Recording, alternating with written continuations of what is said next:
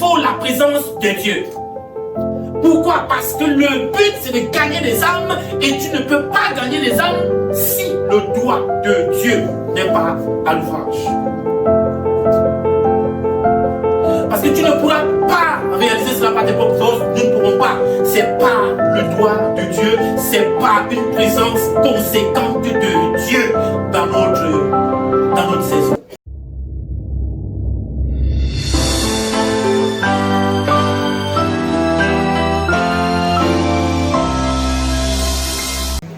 Quels que soient tes désirs, quelles que soient les choses que tu veux vivre avec Dieu, que soient tes besoins, que soient les différents domaines de ta vie où tu as l'impression que tu veux voir la main de Dieu à l'œuvre, tu veux passer un cap, tu veux passer d'une étape à une autre. C'est vrai, quelles que soient ces étapes, quelles que soient tes situations ou les différents domaines de ta vie, Dieu veut que son doigt soit à l'œuvre et que tu expérimentes réellement un changement. Alléluia. Il le veut. Il le veut aussi pour toi. Sauf que tu dois accepter d'atteindre les buts avec Dieu. Tu dois regarder au but de Dieu et non à tes désirs à toi. Tu dois regarder au but de Dieu. Tu dois regarder, te focaliser en ce qui concerne les buts de Dieu à atteindre et non d'abord tes objectifs personnels, parce que Dieu va remarquer très vite, il est Dieu.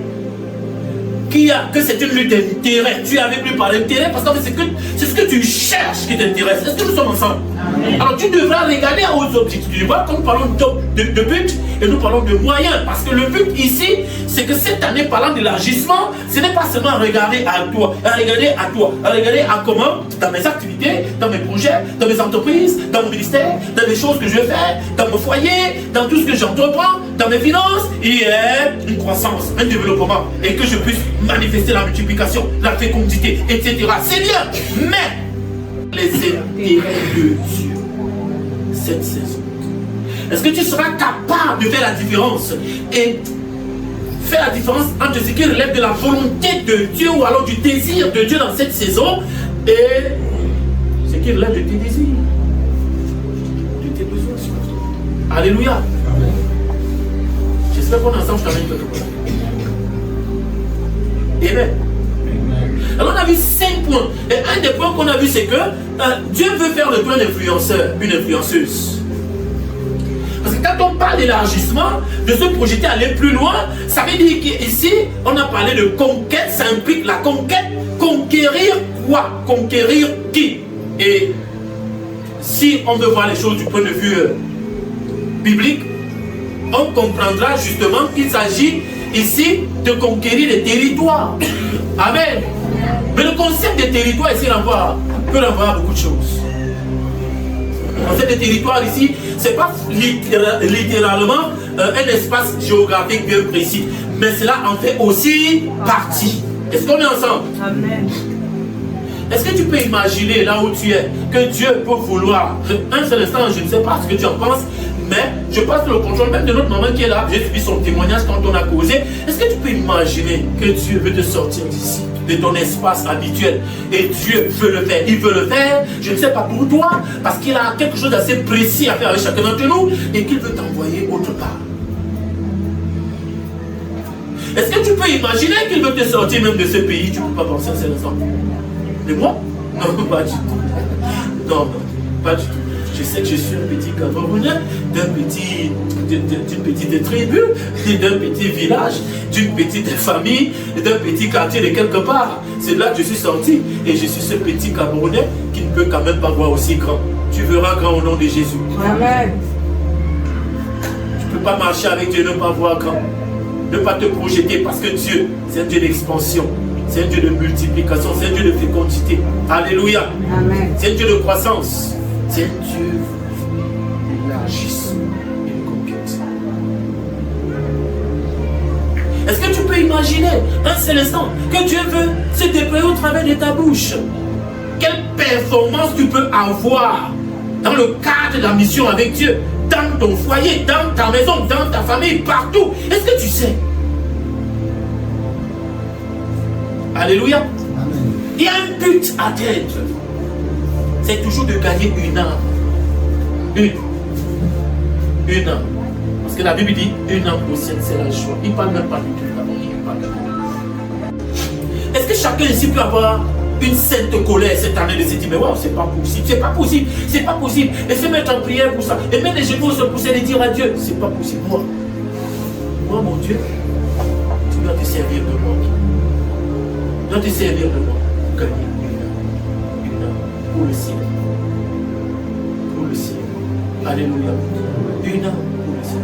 Je ne mets aucune pression, je ne parle pas de deux, je parle d'une âme, et il y a un prix à payer pour cela. Quand on parle donc d'élargissement, Dieu veut que tu comprennes que quels que soient tes besoins, c'est étroitement lié. Tout ce qui renvoie tes besoins sont étroitement liés à la mission de Dieu, à atteindre le but de gagner une âme. Et Dieu, par ricochet, veut faire de toi une personne influente. Une personne qui peut influencer. Une personne qui peut influencer. Partout où il va se retrouver, influencer. Mais de la manière de Dieu. Influencer par l'onction divine. Influencer par la grâce divine. Pas les influenceurs du monde qui sont à Facebook et partout et qui font tout et rien. Mais juste pour, comment je vais dire ça? Juste pour nous distraire, ou distraire. Juste pour distraire. Mais Dieu veut, par exemple, laisse-moi prendre un exemple tout banal, simple comme ça. Par exemple, ton téléphone, ton simple téléphone qui te sert. Alors, moi je suis parfois étonné que les gens ont un téléphone Android et que cela leur serve pour eux-mêmes. C'est pour eux. Tu vas encore voir cela de nos jours, le téléphone c'est pour eux. C'est juste parce que ils veulent aussi présenter leur image. Ils veulent présenter leur gloire à eux. Leur gloire. Ils veulent véhiculer un certain message. Mais généralement ils sont loin de ce que le Seigneur attend. Dieu veut faire de toi un influenceur, une influenceuse puissante. Puissante. Quelqu'un qui, les réseaux sociaux, va certainement impacter quelqu'un quelque part qui va réfléchir. Je ne te promets pas que comme tu vas prendre ton téléphone, ton clavier et tout ça, tu vas toucher tout le monde entier, tout le monde sera avec toi. Non, pas du tout. Mais écoute, il y a toujours quelqu'un quelque part qui peut être franchement bousculé, qui était peut-être au bord du suicide. Tu ne sais pas ce que quelqu'un est en train de vivre. Tu ne sais pas. Et peut-être cette parole forte, peut-être cette parole de sagesse, peut-être ce poste que tu vas faire, peut-être cette intervention, peut-être ce commentaire que tu vas faire, peut-être aura participé, aura contribué à sauver quelqu'un quelque part. C'est un exemple simple que j'ai pris par côté. Alléluia.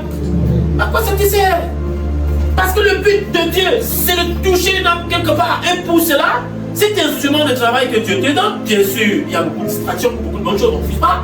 Mais la priorité doit être de mise. C'est quoi? C'est est-ce que je peux l'utiliser pour atteindre quelqu'un quelque part? Est-ce que je peux l'utiliser pour atteindre quelqu'un quelque part? Et non pour ma propre gloire. Et non pour mes propres intérêts. Hello? Ouais. En quoi est-ce que je participe? En quoi est-ce que je contribue au travers des réseaux sociaux, au travers de mon téléphone, pour être efficace dans le champ de la conquête?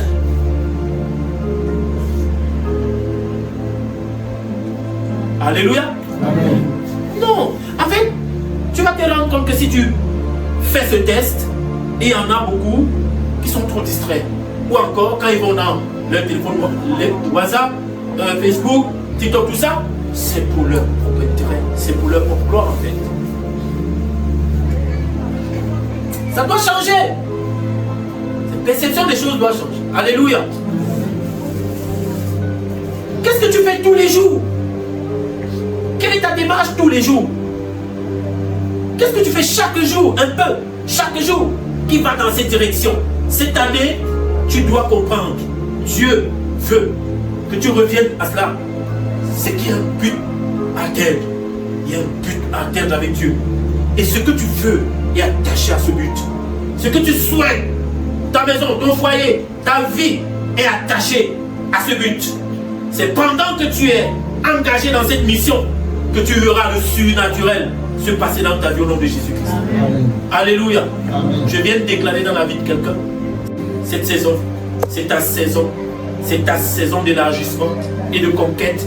Et la gloire de Dieu est attachée à cela dans ta vie au nom de Jésus. Je viens de déclarer que tu vas voir une nouvelle dimension de Dieu dans ta vie dans cette saison si tu comprends la pensée de Dieu. Si tu comprends la pensée de Dieu. Si tu luttes à ce niveau avec le diable, si tu luttes à ce niveau pour dire tu ne pourras pas m'arrêter cette année, cette saison particulière, oui, je veux me disposer pour cela. Il y a un but à atteindre, il y a un but à atteindre. Il y a une notion qui est sur toi, il y a une notion qui est dans ta vie, il y a une notion. Ça veut dire que le doigt de Dieu est sur toi. Ça veut dire que la faveur de Dieu est sur toi. Ça veut dire qu'il y a une approbation divine sur ta vie, mais dans ta famille, dans ton foyer, par exemple. Partout où tu te retrouves, quel est ton impact? Cette saison, tu dois te débrouiller à t'attacher à ce qu'on va étudier aussi tout de suite avant de fermer, le moyen pour y arriver. Alléluia. Quel est ton impact? Écoute, je vais encore t'aider. Et tu me diras, attends, pasteur, tout ce dont tu parles, c'est une vérité. Et bon, d'ailleurs, moi-même, je l'ai souvent, jusqu'à maintenant, malgré que tu évoques ce thème, c'est quelque chose que j'avais déjà reçu. Seigneur, je m'inscris dans cette perspective, c'est vrai, mais bon, tu sais, parfois, je suis passé par des endroits, je suis passé par des milieux, ou alors je vis dans un environnement où, je sais tant bien que mal, mais c'est seulement négatif, c'est seulement négatif. Tu peux me dire, pasteur, d'ailleurs, toi-même, tu viens de dire tout à l'heure, tu es dans un quartier comme celui-ci. Les gens rejettent l'évangile. Et par conséquent, ils te rejettent. Donc tu vois que ce n'est pas de notre faute. Non, écoute, ce n'est pas de ce point de vue que tu dois regarder. Alléluia. Amen. Tu es dans un quartier, dans une famille, dans un foyer, dans un ménage, dans un environnement où tu as l'impression que tu essayes quand même, ça ne marche pas. Écoute, tu peux encore essayer. Tu peux mieux faire. Alléluia. Amen. Parce qu'il y a certainement une âme que Dieu veut sortir de là. Une cachée quelque part. Il est caché quelque part. Il y a une âme. Il y a une âme. Il y a une âme. Il y a quelqu'un quelque part. Dieu veut se servir de toi. Et ce que tu désires dans la vie est attaché à cette action. Cette action, cette œuvre. Jésus revient bientôt. L'heure n'est plus à réfléchir, ma vie doit être comment, ma vie doit... Ta vie va être guérie. Parce que Dieu a tout prévu pour cela. Moi j'ai coutume de dire quelque chose, hein. Écoute, je dis. Il y a des gens qui pensent qu'ils doivent chercher la bénédiction. Tu n'as pas dit. Le but c'est ça. Écoutez, là, le premier point c'est justement Dieu veut faire de toi un influenceur. Quelqu'un qui va impacter là où tu te retrouves. Quelqu'un qui va dégager un certain parfum de bonne odeur. Oui, tu as essayé quelque part, on te rejette, on ne comprend pas l'évangile, etc., etc. Écoute, c'est aussi normal. La Bible dit, tu vas dégager un parfum de mort pour certains, un parfum de vie pour d'autres. Même si c'est pour une seule âme. Une seule. Alléluia. Alors ne te focalise pas sur la majorité qui ne te suit pas ou qui ne te comprend pas. Focalise-toi sur la minorité ou sur la seule personne que tu sens sensible. Que tu sens sensible. Que tu sens sensible. Travaille à fond, donne le meilleur de toi-même. Parce qu'il y a une âme à gagner. C'est pour ça que tu es dans cet environnement. C'est pour ça que tu es dans ce lieu-là. C'est pour ça qu'il t'a affecté à ce lieu-là. C'est pour ça qu'il t'envoie à cet endroit-là. C'est pour ça qu'il t'envoie en mission là-bas. C'est pour ça qu'il t'envoie là-bas. C'est pour ça qu'il t'établit là-bas. C'est pour ça qu'il t'a mis dans ce ménage. C'est pour ça qu'il t'a mis dans ce mariage. C'est pour ça qu'il te fait connaître cette personne. C'est pour ça qu'il t'a mis à cet endroit. C'est pour ça qu'il t'a envoyé là-bas. Parce qu'il y a certainement quelqu'un. Tu peux payer un grand prix rien que pour une seule personne. Est-ce que tu sais que tu peux payer un prix de 6 mois ou un an ou 2 pour toute une vie pour 1 heure? Je te promets que dans ces derniers temps, le gain des âmes ne sera pas quelque chose de... Comment tu le Bruce? Dieu veut que les âmes soient gagnées. Mais pour gagner une seule, la pêche sera terrible. Pourquoi le diable il regarde ça et il vous vend un bon voyage? Mais si tu es donc concentré sur ta propre vie, si tu es donc concentré sur ce qui te concerne, si tu es concentré uniquement sur toi, si tu es focalisé uniquement sur tes intérêts, tu vas réussir l'objectif là comment? Alors l'élargissement là, que toi tu voyais sous l'angle que je serais bien, ça te concerne. Parce que pour atteindre cet objectif, cette saison, parlant d'élargissement, et nous sommes dans la perspective donc d'une conquête, cela ne pourra pas se faire sans le deuxième point. Le deuxième point qu'on a vu, il s'agit de reconsidérer ton appel. Et c'est là où on va voir cet aspect, le moyen. Tu dois reconsidérer dans ton appel. Pourquoi? Parce qu'en fait, tu dois influencer. Comme tu dois influencer, tu vas le faire comment? Tu devras le faire parce que quelque part, tu as réussi à considérer ou reconsidérer ton appel. Est-ce que vous savez qu'il y a des gens qui se retrouvent en train de faire quelque chose qu'ils ne devraient pas faire? Il y a des gens qui se retrouvent en train d'aller là, ils ne devraient pas aller. Alléluia. Mais tu sais, si tu te laisses conduire par Dieu, Dieu te montrera la vision. Si tu acceptes de t'investir pour lui, il te montrera une vision. Il déposera à ton cœur des certitudes de ce qui relève de ton appel. Si nous prenons l'exemple de Joseph, gloire à Jésus. Si nous prenons l'exemple de Joseph, nous avons des exemples comme ça dans la Bible. Dans Genèse 39, alléluia. Voici quelqu'un, Joseph, qui est vendu, livré par ses frères. Genèse 39. Et il se retrouve en esclavage en Égypte. Est-ce que vous savez, la Bible dit toutes choses concourent au bien de ceux qui aiment Dieu, de ceux qui sont appelés selon... Ah, il y a quelqu'un, si tu es un appelé de Dieu, amen, selon les desseins de Dieu, amen, alléluia. Parfois, tu auras l'impression que ça vit au vinaigre, ça vit en quelque chose d'autre. Tu ne comprends pas la direction que c'est en train de prendre ta destinée, ta vie. Tu ne comprends plus rien là. Alors qu'il t'a dit ceci, il t'a dit cela. Quelqu'un qui voit des visions avec Dieu incroyables, incroyables. Mais vous savez, parce qu'il a vu cette vision, parce qu'il a connu le Dieu de cette vision, parce que la grâce était sur lui de ce Dieu-là. Vous savez ce qui s'est passé? Il est allé étape après étape, douleur après souffrance après souffrance. Il se rappelait toujours qu'il a fait une vision. Maintenant, toi, par rapport au but de Dieu, cette année, à atteindre, il te parle d'élargissement, il te parle de conquête. Reconsidère ton appel. Ou alors découvre ton appel. Parce que pour que ce soit efficace, il faut que tu saches exactement ce que Dieu t'appelle.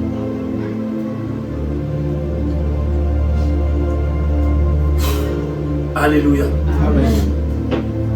Est-ce qu'il t'appelle pour soutenir une vision financièrement?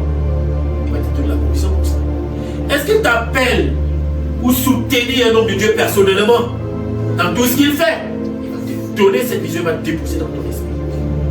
Est-ce qu'il t'appelle pour assumer une portion, une grande responsabilité, un département dans une mission, dans une vision? Il va te déposer cela. Est-ce qu'il t'appelle pour assumer par exemple le département, le domaine du social? Il va te donner le cœur pour porter les faibles. pour soutenir les veuves et les orphelins, pour manager ce département dans l'église. Il va te donner le cœur de porter une telle vision partout où tu vas aller. Est-ce qu'il t'appelle pour répondre à un besoin précis dans la vision? Il va déposer cela dans ton cœur. Si tu veux le savoir, il va te le révéler.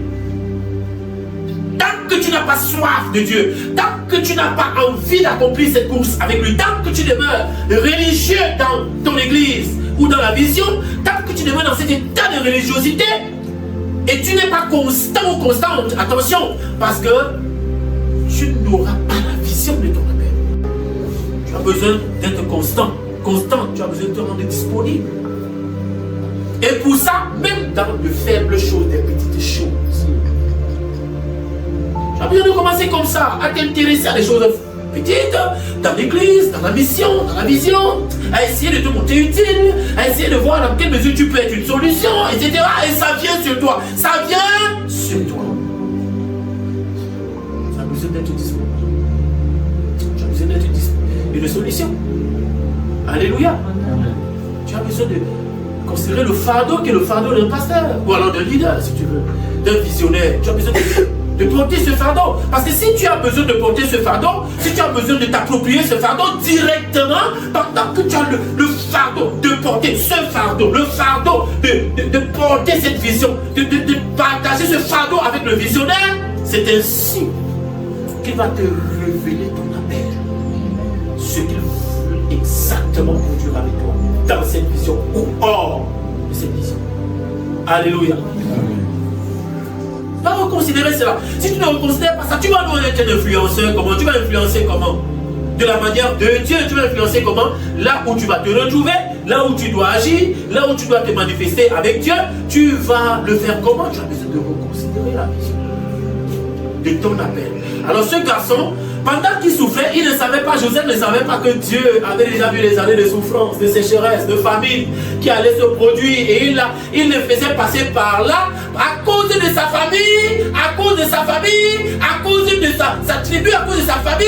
Je ne sais pas si je suis en train de parler à quelqu'un ce matin, mais il y a des situations par lesquelles tu vas passer, tu ne comprends pas pourquoi, tu n'es pas en train de comprendre, peut-être tu ne peux même pas comprendre tout de suite, mais il y a ta famille dedans, il y a ton foyer dedans, il y a tes enfants dedans, il y a ta postérité dedans, il y a des familles entières qui sont attachées à ce que tu es en train de vivre.